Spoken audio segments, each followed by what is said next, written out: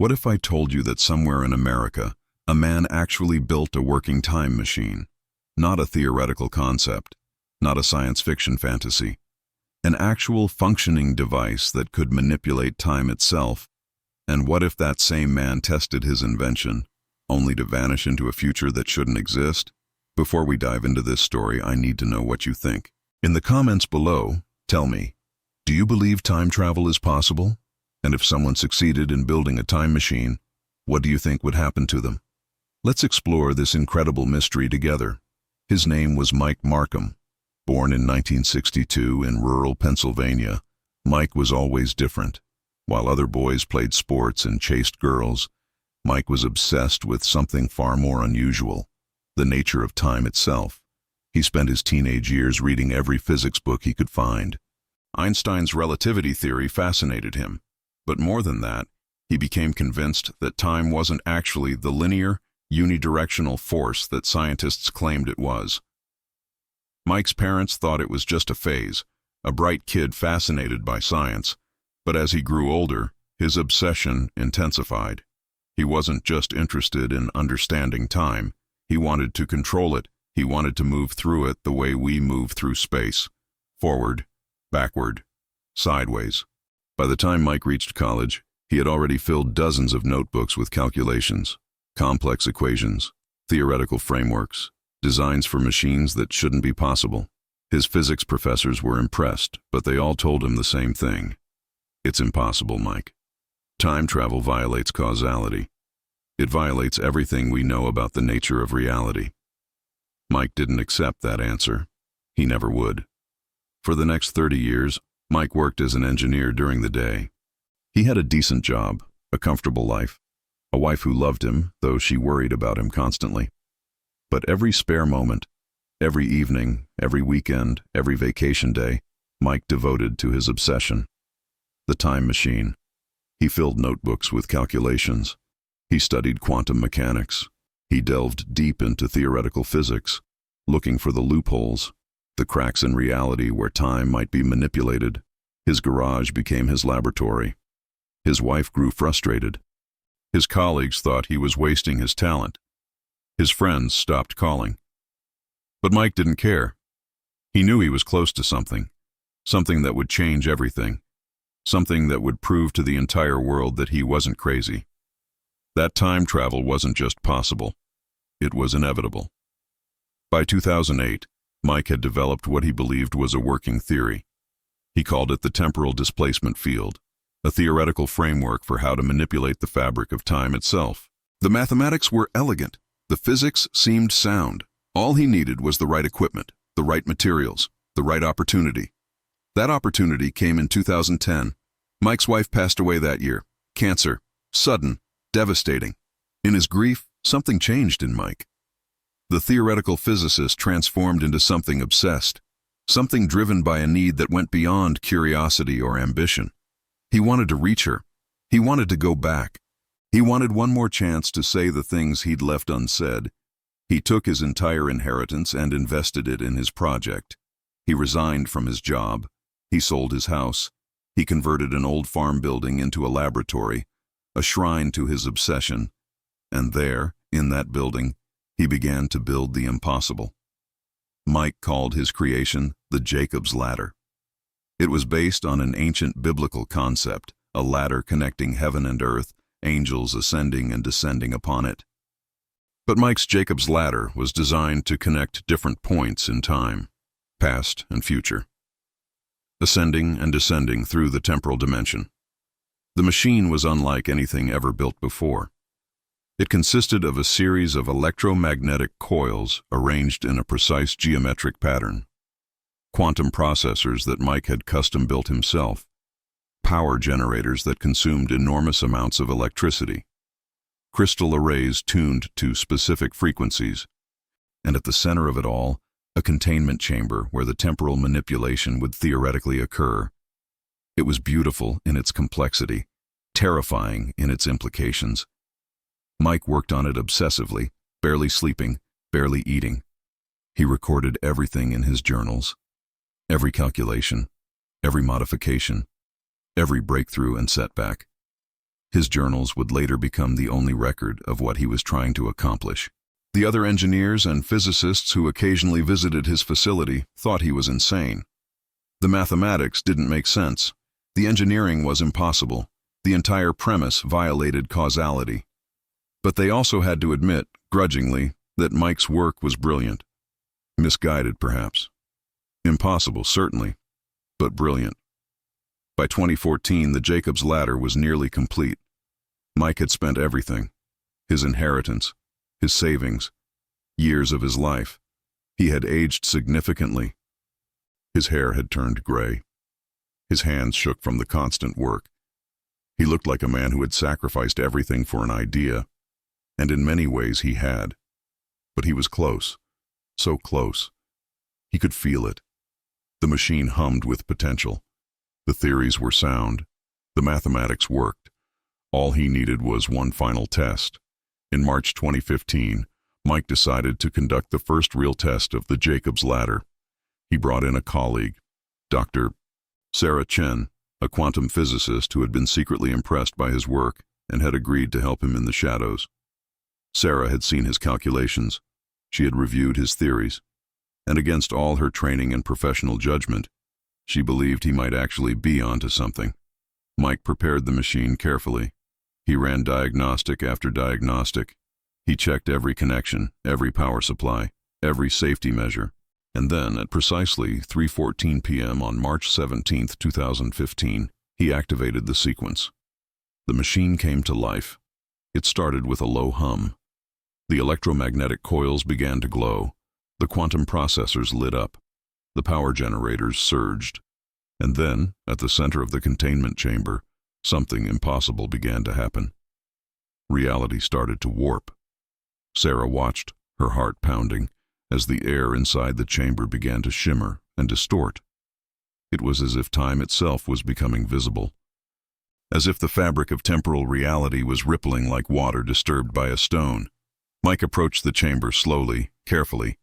This was it. This was the moment he'd been waiting for his entire life. He reached out his hand toward the shimmering field. Sarah tried to stop him. "Mike, we don't know what will happen. We don't know if it's safe."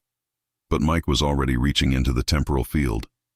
For a moment, just a single, impossibly long moment, everything went white. The light was so bright that it burned away everything else. The machine, the laboratory, Sarah's consciousness, and then nothing. When Sarah regained consciousness, hours later, she found herself alone in the laboratory. The machine was still humming. The containment chamber was still active. But Mike was gone. She searched everywhere. She called emergency services. She called the police. But there was no sign of him, no body, no remains, just the humming machine in the empty chamber. The official conclusion was that Mike had been killed by the electromagnetic discharge, vaporized by the intense energy release. An accident, a tragedy, another warning about the dangers of unregulated experimentation. But Sarah knew better. Mike hadn't been killed. He had disappeared. Not into another place, into another time. For the next 5 years, Sarah kept the machine secret. She maintained it. She protected it. She studied Mike's journals obsessively, trying to understand what had happened, trying to figure out if he was still alive somewhere, somewhen. She became obsessed with his work, the way he had been obsessed with time. Her colleagues noticed the change in her. The late nights, the frantic research, the journals spread across her lab. They thought she was having a breakdown, a mental health crisis. She lost her job. She lost her credibility. Her friends abandoned her, but she never gave up hope. And then, in October 2020, something extraordinary happened. Sarah received a package in the mail. The return address was blank. Inside was a journal, Mike's journal, but the entries were dated 5 years into the future. 5 years after his disappearance, he was writing entries from 2020, entries about what he had experienced, about what he had discovered. Sarah's hands trembled as she read his words. The entries described temporal displacement, multiple timelines, the confusion of existing in more than one moment at the same time, the terrifying realization that he had been fragmented across time, split into multiple versions of himself, each one aware of the others, each one experiencing different moments simultaneously. The final entry was dated October 15th, 2020. It read, "Sarah, if you're reading this, then I've found a way back. I understand now. The Jacob's ladder didn't send me forward through time. It sent me sideways, through the branches of probability, through the infinite timelines where different versions of me exist, making different choices, living different lives. I've been everywhere and everywhen. I've lived 1,000 different lives in the time that was just an instant for you. And now I've figured out how to return. I'm coming home. I'm coming back to the moment I left. But I need your help. Don't tell anyone. Don't trust the authorities. They've known about time travel for longer than you think. They don't want this knowledge to become public. I'm coming back, Sarah. I'm coming back." Sarah's heart raced as she read those final words. Could it be real? Or was this some elaborate hoax, some cruel prank? She didn't have to wait long to find out. On the evening of October 20th, 2020, 5 years after Mike's disappearance, Sarah was working late in the old farmhouse laboratory when the Jacob's ladder suddenly activated on its own. The electromagnetic coils began to glow. The containment chamber started to shimmer. And then, in a flash of white light, Mike appeared. He looked exactly the same as the day he disappeared, not a day older, not a hair different. But his eyes were different. They carried the weight of 5 years, of infinite timelines, of experiences that no human mind was meant to comprehend. "Hello, Sarah," he said, his voice steady but filled with emotion.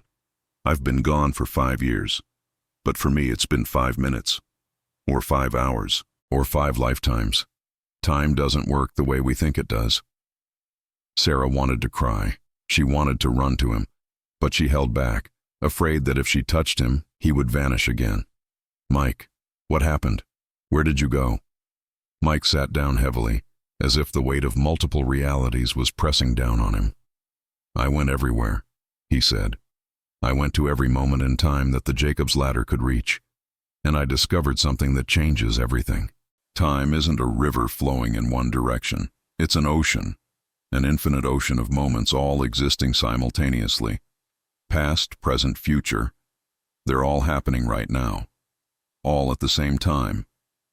And I didn't travel through time. I traveled sideways, through the other timelines, through the parallel versions of reality." He paused, and when he spoke again, his voice was quieter, almost fearful. "There are versions of me everywhere, Sarah. Infinite versions. In some timelines I never built the machine.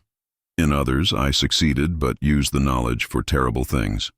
In others I died decades ago. In still others I'm still conducting experiments. All of these versions are real. All of them are happening. And for one moment I was connected to all of them simultaneously. Do you understand what that means?" Sarah shook her head, unable to speak. "It means I existed everywhere and everyone at the same time. It means I experienced every possible moment of my life simultaneously. It means I've lived infinitely, Sarah. I've had infinite lives, and I'm not sure which one I'm living now." Mike's return became public within days, despite their attempts to keep it secret. News organizations around the world picked up the story. A man had disappeared 5 years ago and returned without aging a day. A machine that could manipulate time. A testimony that challenged everything we understood about the nature of reality. The government got involved. Military agencies, defense departments, scientists from around the world. Everyone wanted to study Mike. Everyone wanted to understand his discovery, but Mike refused to let them control the narrative. He insisted on going public. He insisted on releasing his research freely. He gave interviews. He explained his theories. He fundamentally changed humanity's understanding of time and reality. And then came the shocking confession. In an exclusive interview with Sarah, which they recorded and released to the world, Mike made an admission that would haunt everyone who heard it. He spoke directly into the camera, his expression grave, his voice trembling with emotion.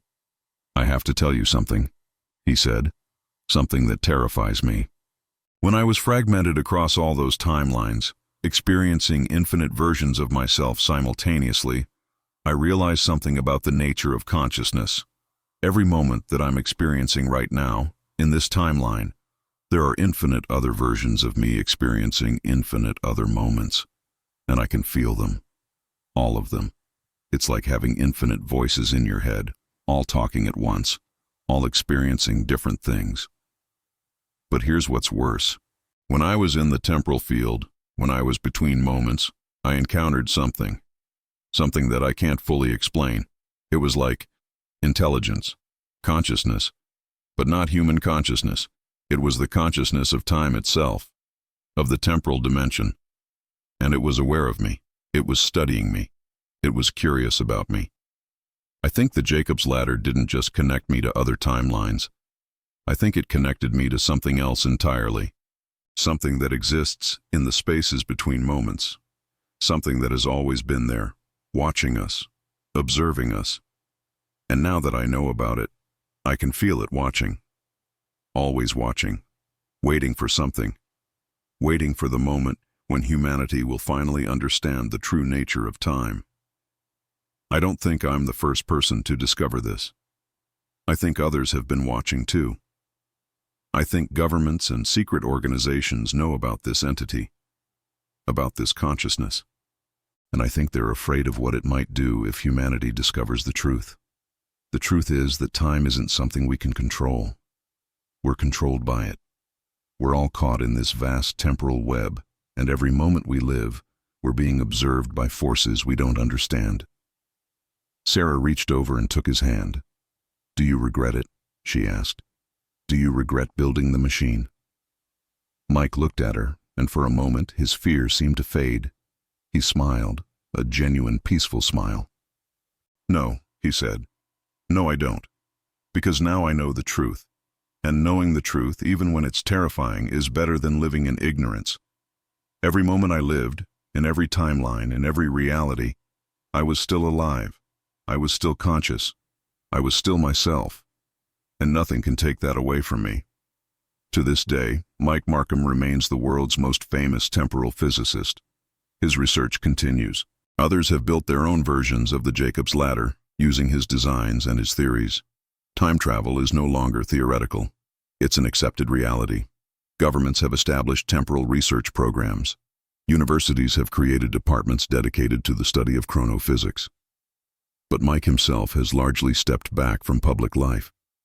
He and Sarah continue to work on the machine, trying to understand it better, trying to unlock its secrets. They haven't attempted another journey through time since Mike's return, but they haven't abandoned the work either. The question remains, is Mike Markham a visionary who unlocked the secrets of temporal manipulation, or is he a man who glimpsed something beyond human comprehension, something that has fundamentally changed his perception of reality? And what was that consciousness he encountered in the space between moments? Is it still watching? Is it still waiting? Some physicists argue that Mike's claims about the consciousness of time are unprovable. They say he experienced temporal hallucinations, confabulations, the mind's attempt to make sense of impossible sensations. Others believe him. They believe that time is conscious, that the universe is alive, that every moment that has ever existed or will ever exist is part of a vast, incomprehensible intelligence that observes and guides reality itself. In his most recent lecture at a quantum physics conference, Mike said something that resonated with everyone who heard it. He spoke about the nature of time and the meaning of existence. "We think of time as something that happens to us," he said. "We think we're passengers riding along in a river called time, powerless to control its flow. But what if we've got it backwards? What if we don't move through time? What if time moves through us? What if every moment that has ever existed is still happening, all at the same time, and we're just one consciousness experiencing one thread of a vast temporal tapestry? If that's true, then nothing is ever truly lost. Every moment we've lived still exists. Every decision we've made still branches out into infinite timelines. Every version of ourselves still exists somewhere, somewhen. We're not separate from time. We're part of it. We're woven into it. We're expressions of it. And maybe that consciousness I encountered in the temporal field, maybe it's not separate from us. Maybe it's all of us. Every human who has ever lived or will ever live, all existing simultaneously, all interconnected across time. Maybe that's what consciousness really is. Not something inside us, but something we exist within. A temporal consciousness that encompasses all moments and all possibilities. He looked directly into the camera, and his expression was peaceful, almost transcendent. I built the Jacob's ladder thinking I could control time, thinking I could master it. But what I discovered is that time doesn't need to be controlled. It simply is. And we're part of it. All of us. Forever. So what do you think? Is Mike Markham telling the truth? Did he really build a time machine? And if he did, what do you think that consciousness in the temporal field really was? Drop your theories in the comments below. Tell me what you believe. Tell me what you think the true nature of time is. Because if Mike is right, then at this very moment, infinite versions of you are watching this video, making different comments, thinking different thoughts, and all of those versions are equally real. If you enjoyed this incredible story, please like this video, subscribe to our channel, and hit the notification bell so you don't miss the next mind-bending revelation. Because the truth is out there. And sometimes the truth is far stranger than any fiction we could ever imagine. We'll see you next time.